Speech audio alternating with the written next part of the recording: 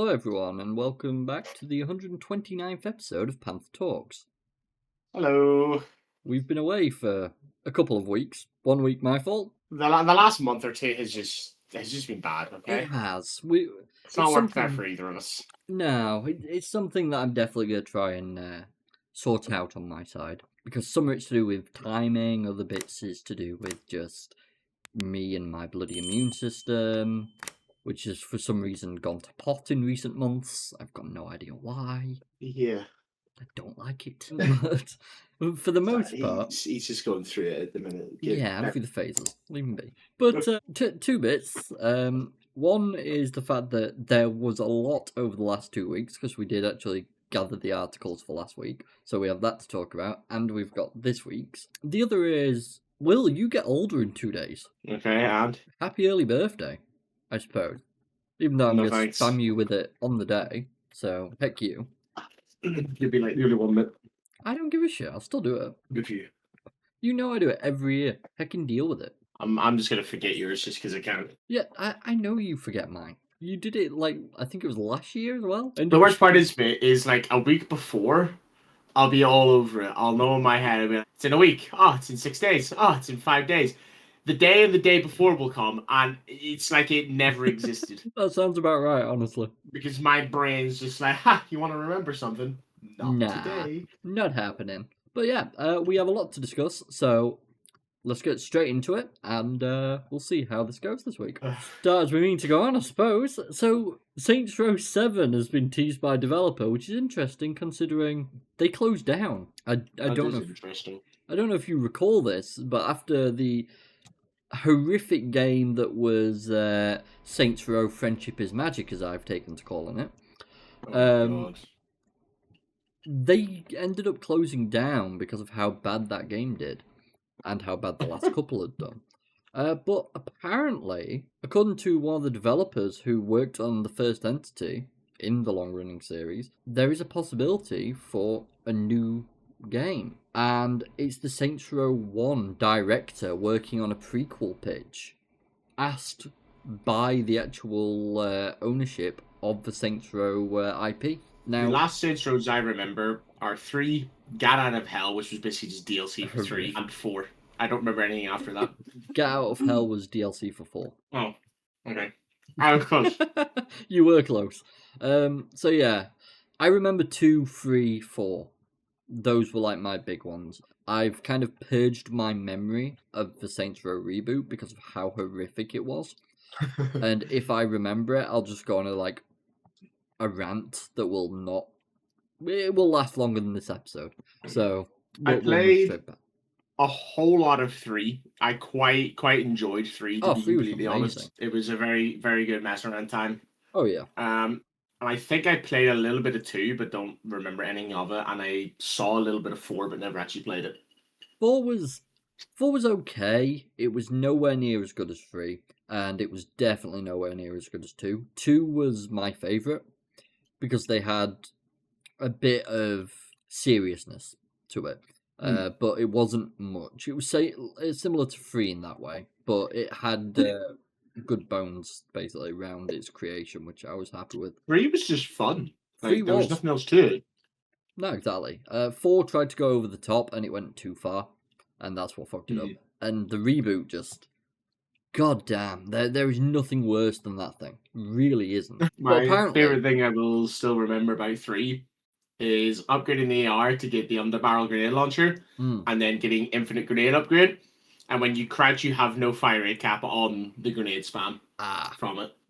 Yeah, that sounds about right. It was like calling in an airstrike. See, I like the Genki mobile. It was just fun. Just mindless fun. But apparently the guy who was actually a director on Saints Row 1 originally, he either runs or is part of a company that basically creates a bunch of VR games called BitPlanet Games. And apparently they're saying, no, it definitely won't be a VR game, which is for the best. Let's just be straight up. Saints Row in VR would be just motion sickness over like everything else. You would not be able to... No. I'd still play it. Yeah, I would still definitely play it, but I would throw my guts up.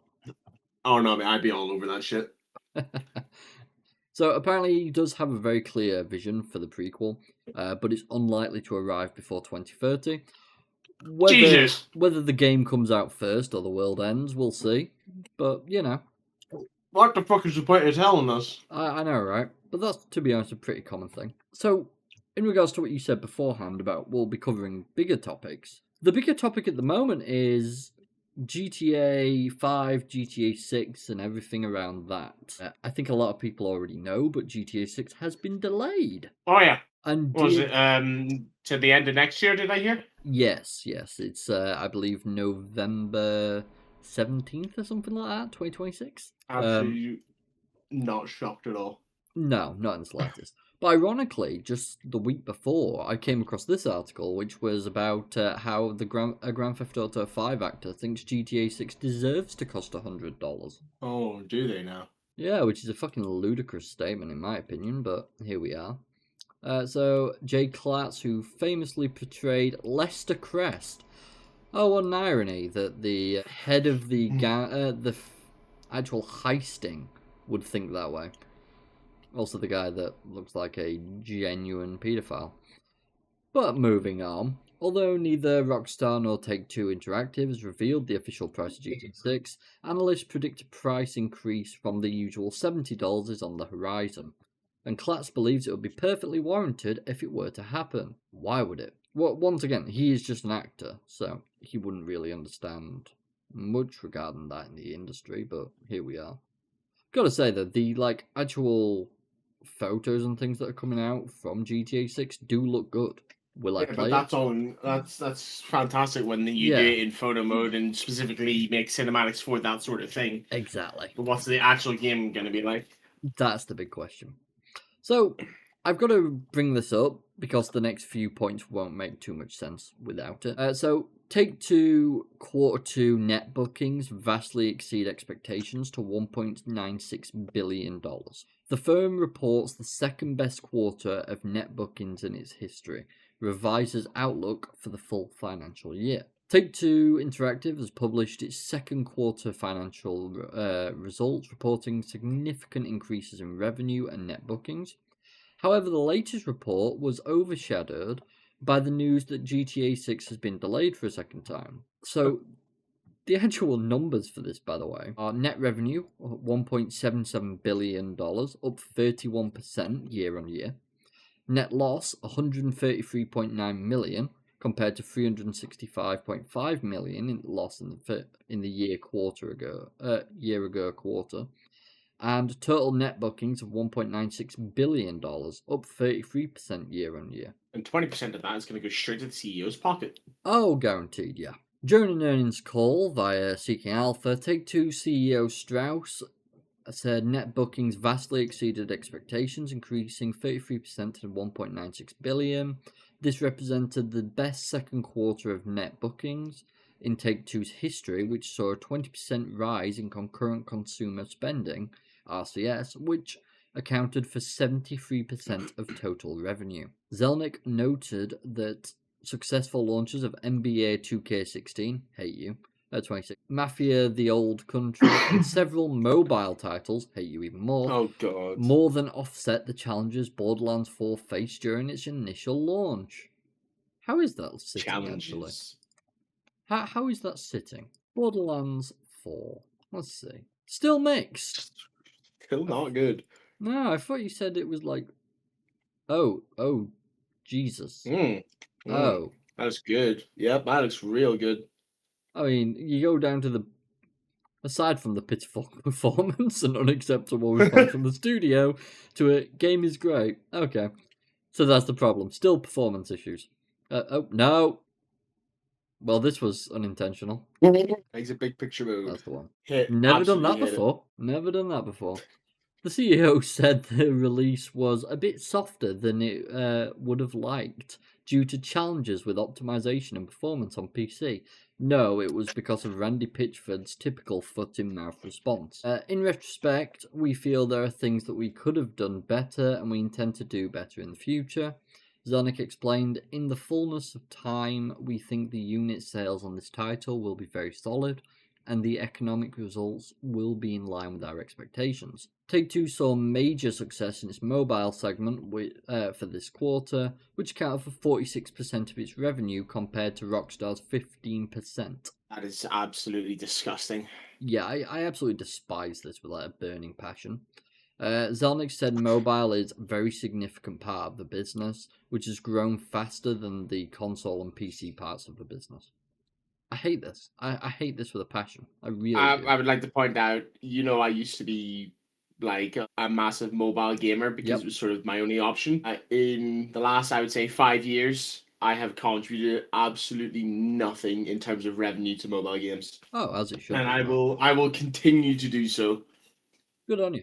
That's the way it should be. They're just not worth it, mate. No, they're not. Especially nowadays. Like back when I was doing it, there was actually some pretty good games out there. I mean, hell, we have some fantastic memories from it. But now, if there's a mobile game made, you can bet your ass there's about 1% gameplay if you're lucky, and 99% ad revenue and microtransactions. Yeah, no, exactly that. So, the reason I'm bringing up all this money anyways is because Rockstar Games acts as 30 Scots staff as Union brands it calculated attack on workers. What?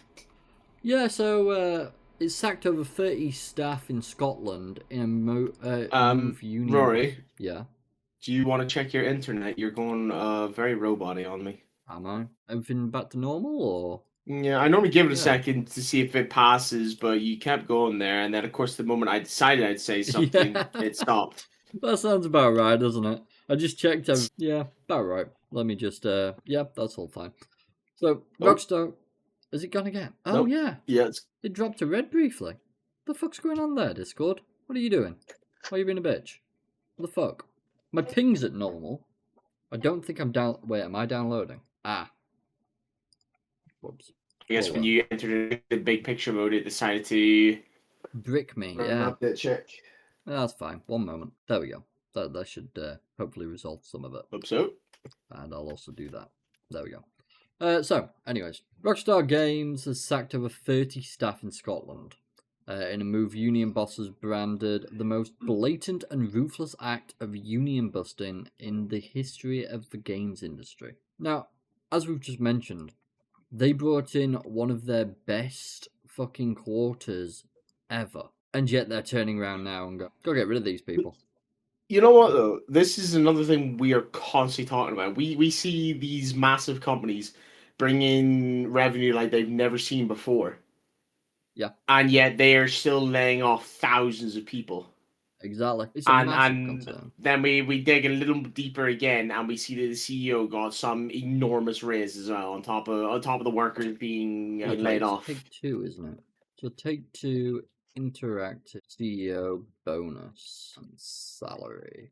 Let's have a look, shall we? So last year, his 2023 compensation was approximately $42.1 million. 2024 income was about $25.6 million, which included a base salary of $274,740 and $26.2 million in incentives.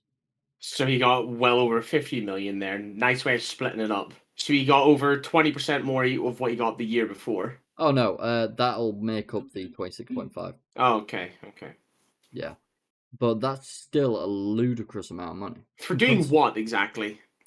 Nodding at meetings and acting like he knows what they're talking about. And then whenever he goes into a new meeting and they turn around and say, oh, we've got information that you need to tell the shareholders, he'll then just repeat exactly what's on a sheet of paper. That's pretty much his job. Repeat what's on paper given to him by people who know what they're talking about. That is a CEO's job, just summed up. It's just the way companies are, mate. It's fucking ludicrous. Union chiefs branded it a calculated attack on workers, saying those axed were all members of the IWGB Game Workers Union private Discord channel and appeared to have been targeted for this reason. I'm sorry, what is that title? Yeah, I have no idea. International Game Workers? No. I've got no idea. I have no idea. International Workers Great Britain? Maybe? I don't know. What? They're ludicrous. They make titles up for everything now. You know this. Rockstar Games denies the allegations. Of course they would. The mass call comes months before the expected launch of GTA 6, tipped to be the biggest game release ever, and with more than $1 billion in pre-orders forecast. That hurts. But they feel the need hurts. to up the price tag by nearly 50%, if not by 50%. Yeah, exactly that. They could with the hype around this game and the amount of following that this game has always had in the past, and currently still has, they could get away with selling this game at $30 and still probably break records. Mate, GTA 5 alone has raked in $8 billion or £6 billion since 2013. Exactly. Take-Two hit back, insisting workers were let go for gross misconduct and for no other reason. What, was the entire company just fucking money laundering or something? Wouldn't shock me. It is Rockstar. The IWGB said in a statement, over 30 members of UK staff at Rockstar Games, developers Grand Theft Auto series, were fired on Thursday, October 30th, due to trade union activity. The staff, who were all part of the private trade union Discord channel and members of the Independent Workers' Union of Great Britain, you were pretty close, were dismissed in what the union argues constitutes unlawful and retaliatory dismissals. Organisations at the IWGB have reported that amongst the staff dismissed were those with visas sponsored by Rockstar, and those with medical conditions who will lose access to essential workplace healthcare schemes. So that's why they got rid of them. Didn't want to pay for their medical insurance. Exactly. What did they do exactly? Well, that's the part that doesn't seem to have been answered. The IWGB, which sees this as a brazen act of illegal union busting, says it will be mounting a full and robust defence of its members, who it believes have been targeted unfairly and exercising their legal rights. Alex Marshall, our IWGB president, said, Rockstar has just carried out the most blatant and ruthless act of union busting in the history of the games industry. I mean, I still remember the time of like Bethesda a couple months ago and stuff, so I'm not too sure if the flagrant contempt for the law and for the lives of their workers who bring in their billions is an insult to the fans and the global industry. Their fans won't care, unfortunately. No, the fans can give a shit. They don't know any better. Yep.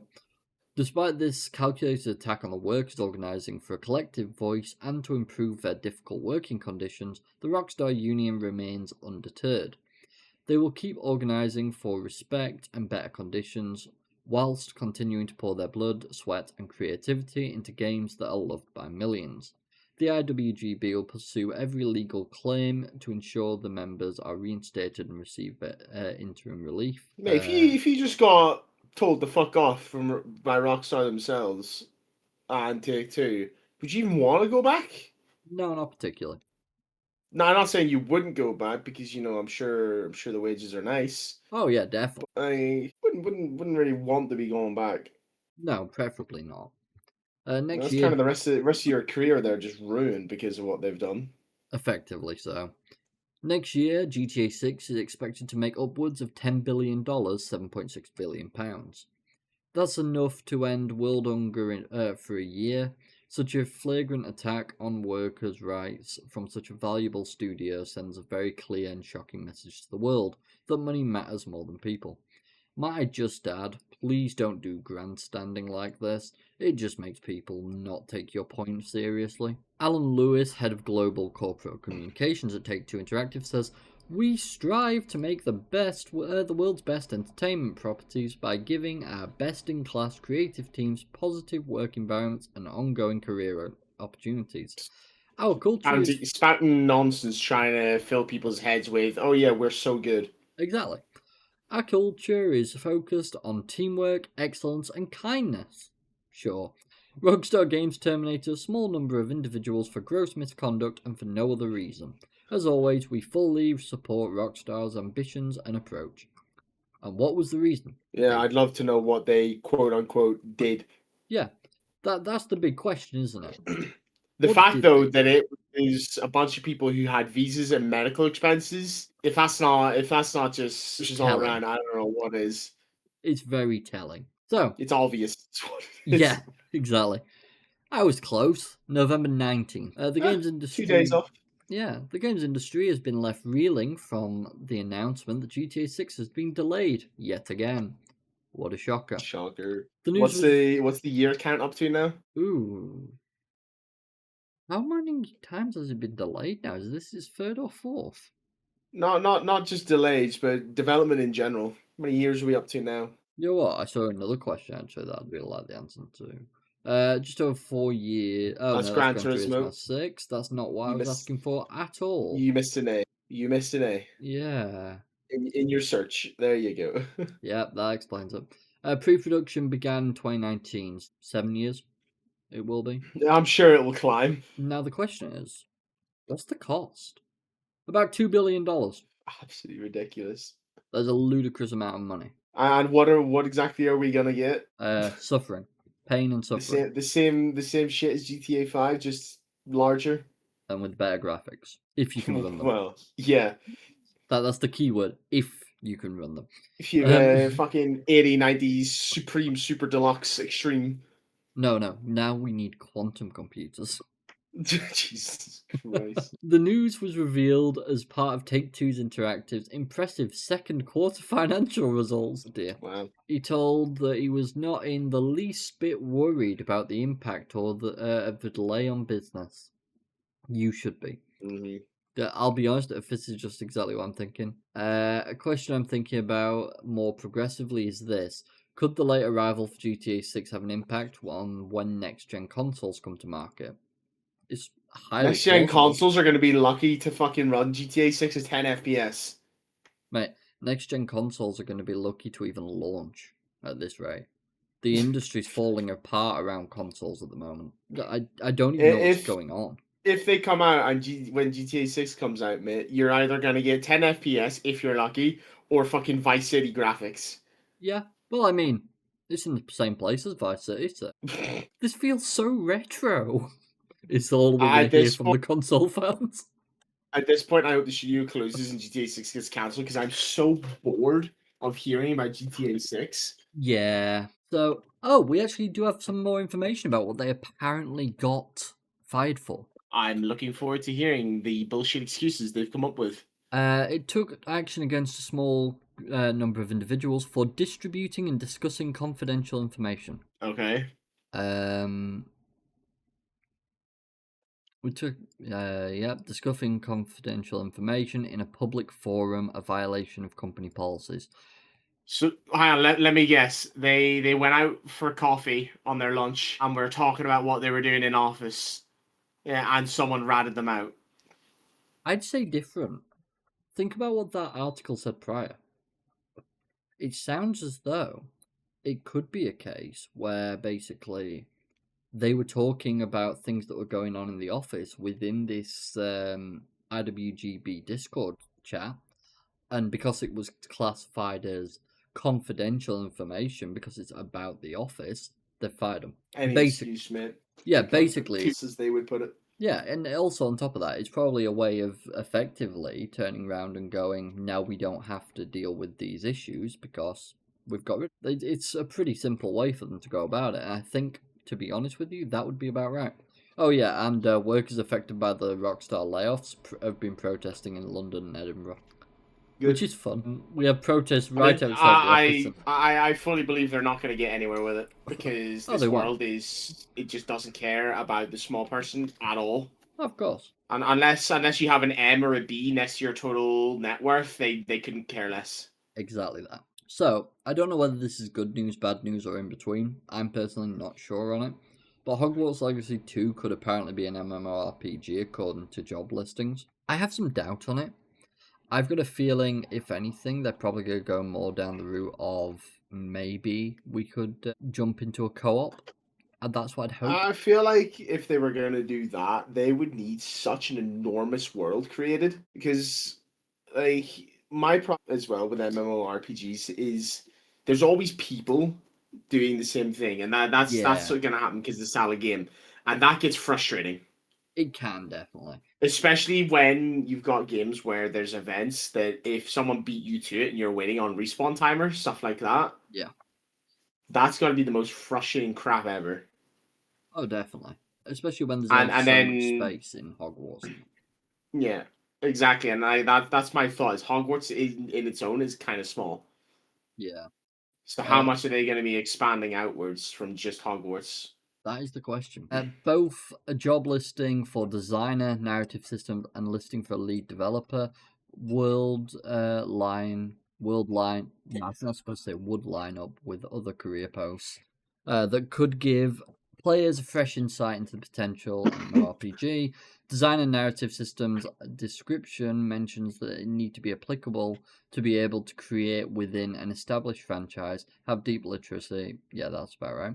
Maybe they're going for like the gameplay aspects and not necessarily the exact style of MMORPG, but maybe the stuff like, oh hey, you found an item that has a 0.02 better stats than your previous item, swap it out.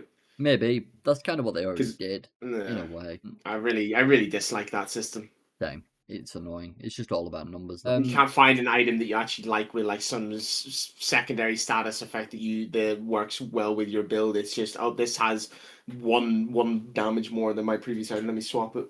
Exactly. On the other side of things, the lead designer world requirements include knowledge of open world gameplay and progression/reward systems, along with experience in live service games and online multiplayer RPG. Wonderful. That's a frightening thing. As I said, if they did it where it's co-op, this would be fine. I wouldn't have an issue with. On the other hand, it feels like they're maybe going for the aspects of it, because I just don't see how it could work. Hogwarts is too small. You'd be branching out so far. The Wizarding world is massive. I quite like the Harry Potter series and stuff to do with it. But like at that point, you're not calling the game Hogwarts anymore. No, don't get me wrong. Hogwarts Legacy had a pretty large map, but yeah, and you're gonna have to expand upon that for the next game. Yeah, it would need to be like 3 times larger for it to be an MMORPG. For a single player game, this was enough, more than. But for a multiplayer MMORPG, nowhere near. So something fun for you, Will. Xbox hardware revenue falls 29%. I wonder why. Well, this is the thing. I have two thoughts on this. One is obviously what they've done with Gamepass. Two is, three thoughts technically. Two is that Gamepass will by itself make its own hardware become obsolete. That's the word. Obsolete overall, because basically it's no longer required to play the games, because Xbox Play Anywhere is becoming a new thing. And the third is pretty much, why should we really bother with consoles? People are moving away from them because the next generation are coming, or people are moving to PC, or whatever else. You gotta remember as well, they didn't just increase the price of Game Pass, they've been increasing the price of absolutely everything, including consoles. Yeah, but the other part too, and it's gonna get to the point where, it has gotten to the point where consoles are pretty much as valuable as components that you could buy for a PC that will run better than the console. Now they're getting to the point where you're going to actually be able to get some pretty decent hardware for a PC. Exactly. At the same price, if not less than what consoles are going to be, especially when you consider next gen. Yeah. If I suppose at this rate with the what you were saying about the console market going, if next gen consoles come out, I can almost guarantee you they're going to be a ludicrous price. It's seeming that way, most definitely. But yeah, the other part to it was pretty much we're at the end, coming to the end of the cycle.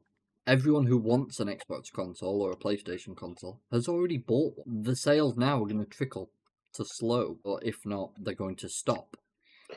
The fact that they're still getting sales at all on their consoles is impressive, considering they increased the price to like a silly degree from what I'd heard. As I'd said though, like the only thing I respected Xbox for in the last console generation is that they had one for like cheap that people could come in from and be able to play without any experience. And then they upped the price. Yeah, they let me down a lot in that regard.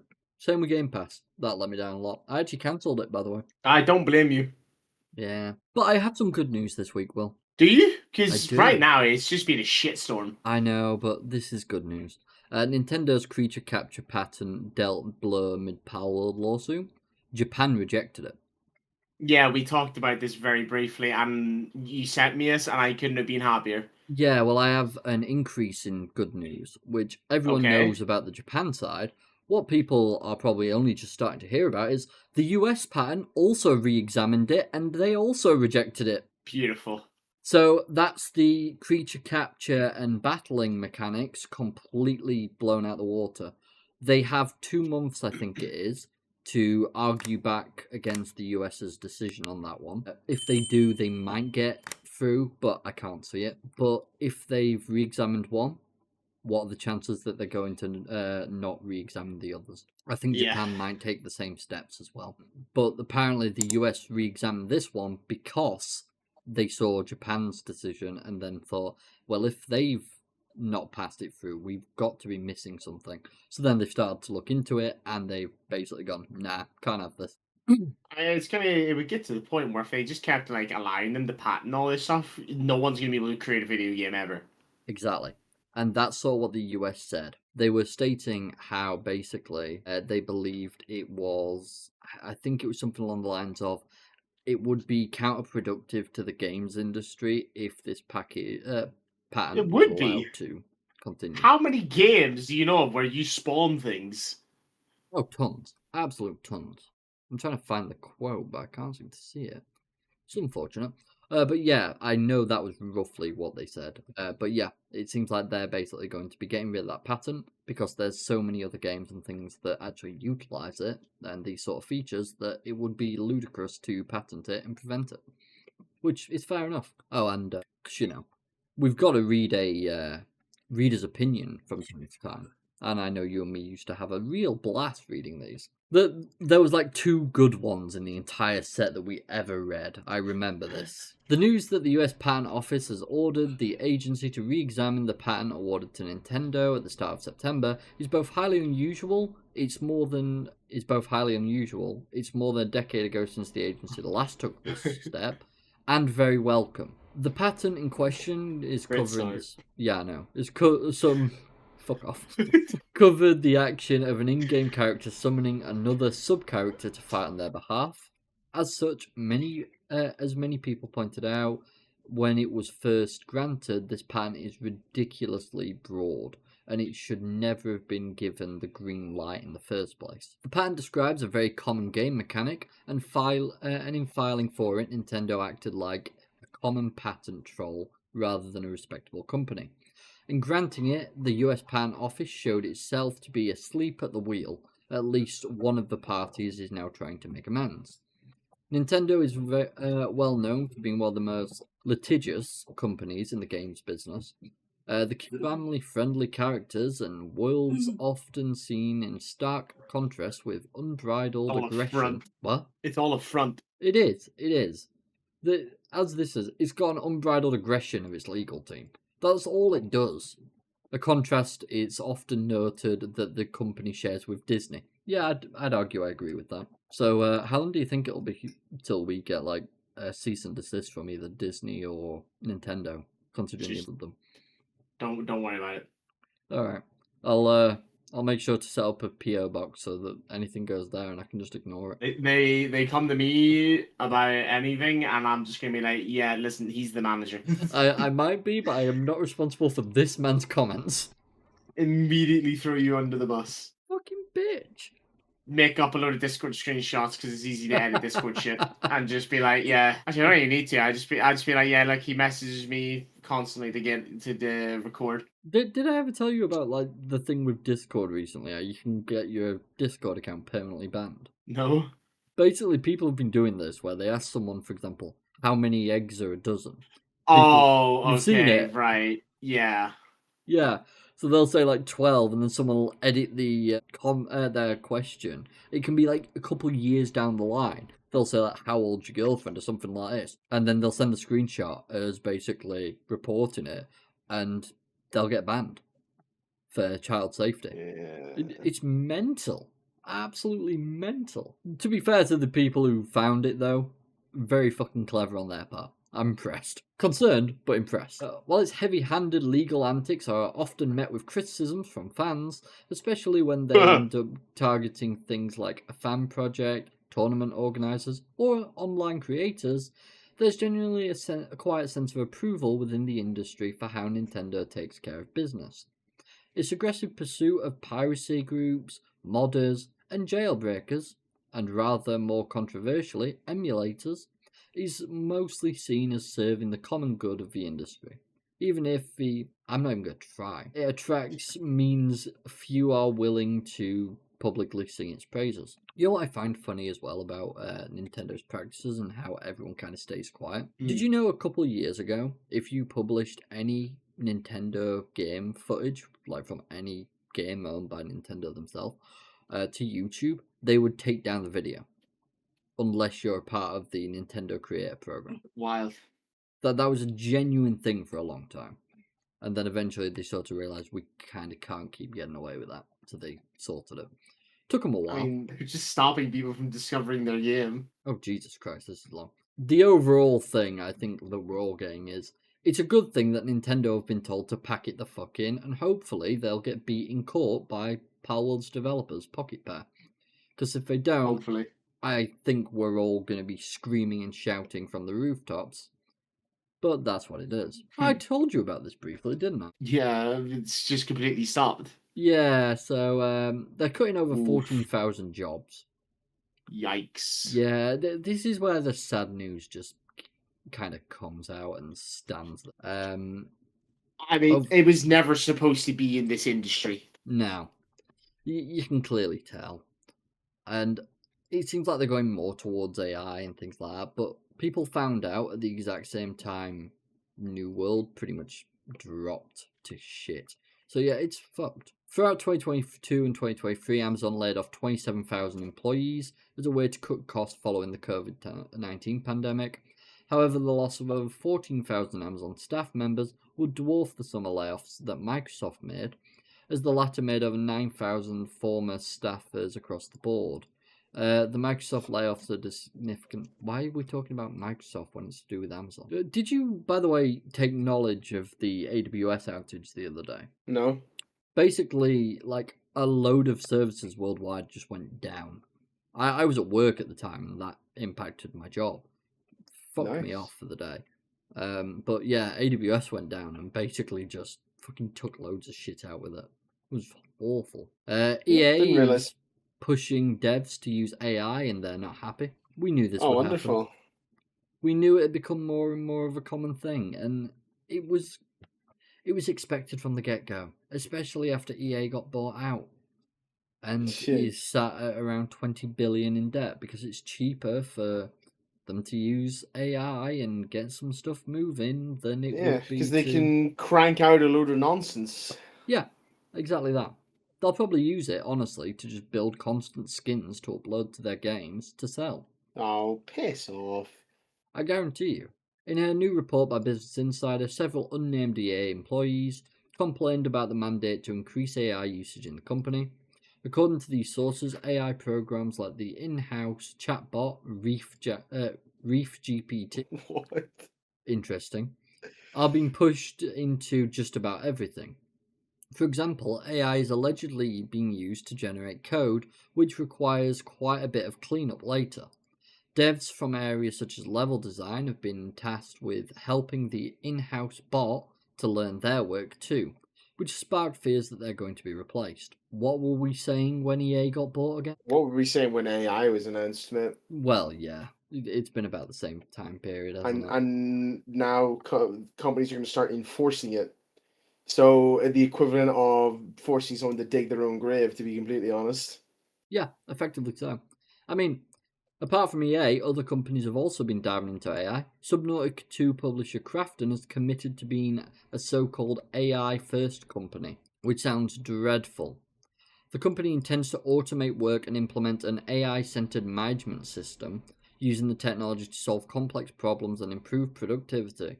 How? Get rid of your people so then you've only got robots. Yeah, and then you have more money for your own pocket. Yeah, that is effectively what they're doing, and I hate every second of it. So Battlefield 6 it did have a battle royale after all. Yeah, I heard it didn't go down very well. No, it did not. There it is, RedSec. It's completely free, 44% positive. Rightly so. And as you can see, you can buy It's- Battlefield coins, Will. Of course. It's just not a game that is meant for Battle Royale. I don't know why they decided it was a good idea. But then I suppose it's just trying to jump on the bandwagon, isn't it? Exactly. Oh, here's an opportunity to make a fuckload of money from microtransactions. Let's go. Exactly that. And I am kind of curious here. If I go into SteamDB, let's have a look. See. So let's first start out. We'll go Battlefield 6. 361,000 players.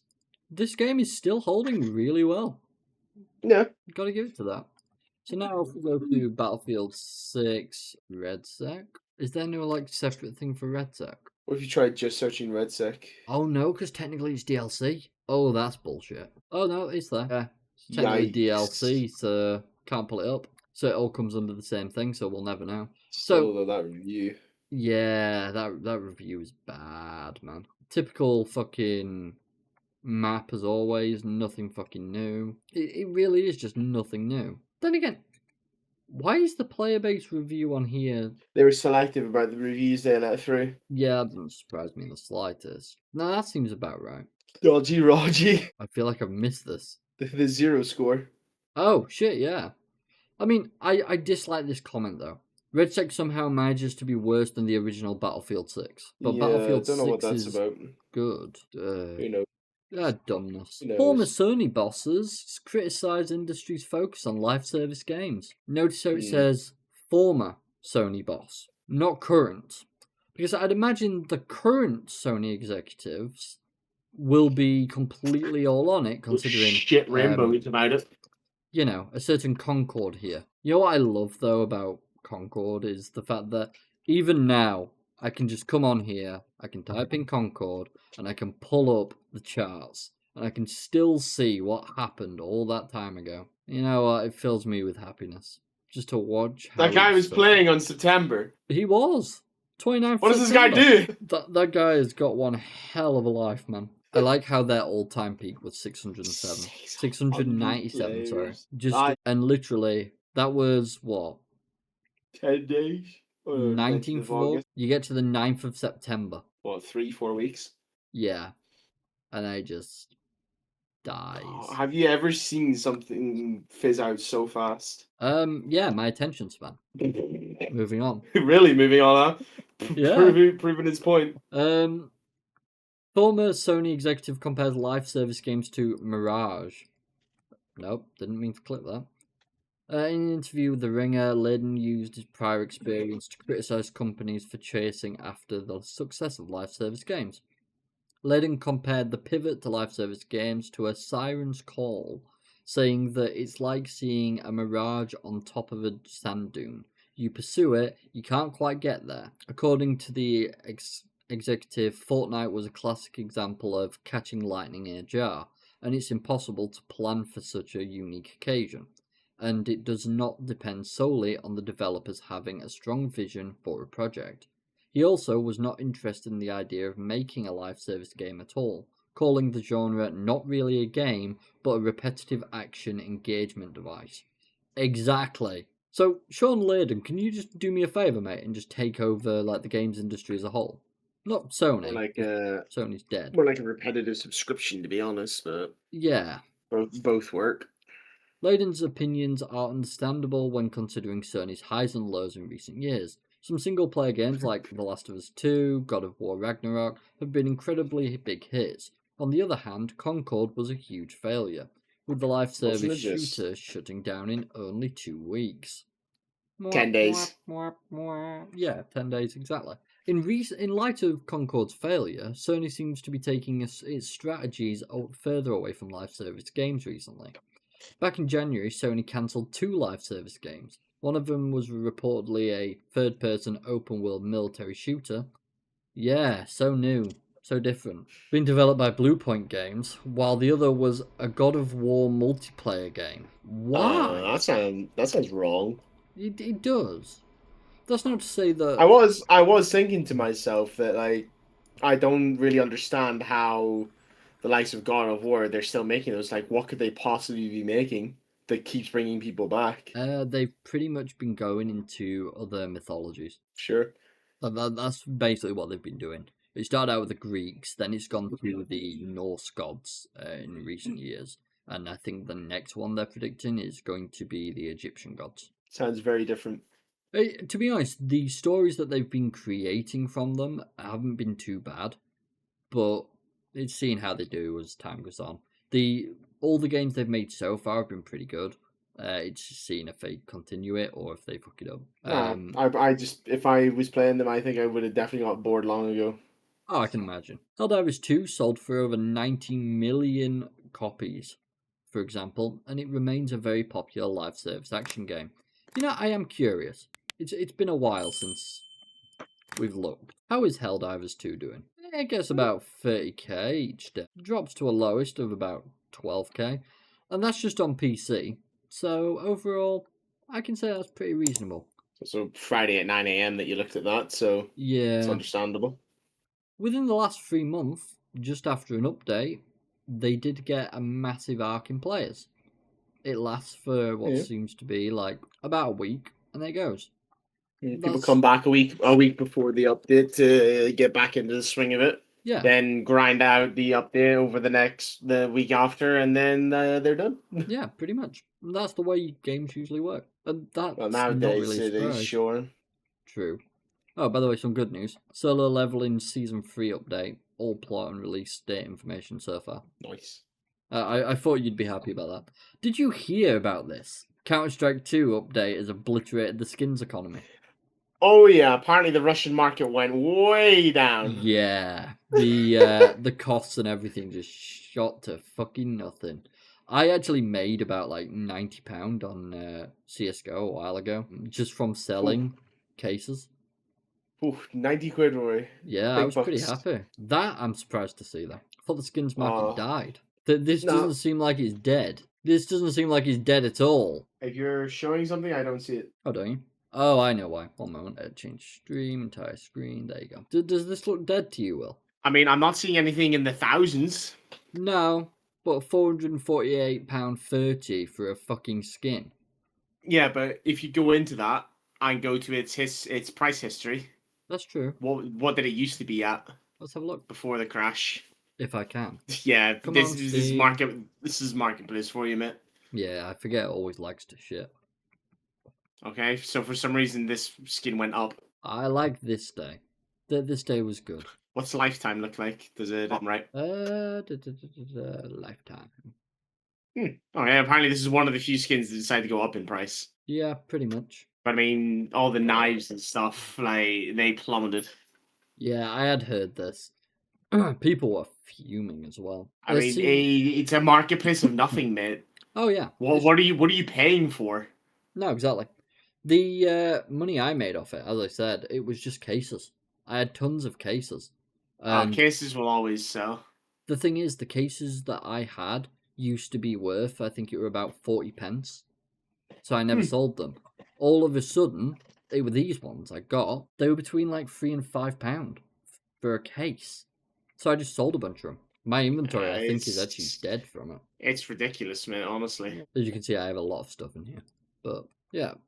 I have shit now that's worth, like, pennies, because I got rid of everything that was actually worth a damn. You can see that there. 10 pence, fucking 76. Oh, £3.40. Wow. Didn't expect that. I thought I'd sold everything that was worth them. I think it's absolutely insane the CS skins went to the price that they did. Oh, definitely. Definitely. I think it's ridiculous of the price of Rust skins have went to. Oh, Rust skins, I know, are just as bad. No, they're not nearly as bad. There's like 2 items that went for a few thousand before, and that's because there was like 1 or 2 ever put in the market because anyone who owned it never bothered selling it. But I just think it's insane that people are paying thousands for a skin. Like, what are you going to do with it? It's not a physical item that you can own. It's not some market share in a company that's going to eventually actually make you some money. No one's going to pay for it after you've bought it for even more. Like, it just makes absolutely no sense to me. All that for a big grin. Yeah. There was a wood door. A wooden door. There was like a mystical tree or something, and I think at one point there was one on the market for like $7,000 or something. Fucking hell! Someone bought it. I don't know if it ever sold or if it just got taken down. I'll try and find it. Give me a second. That's fine.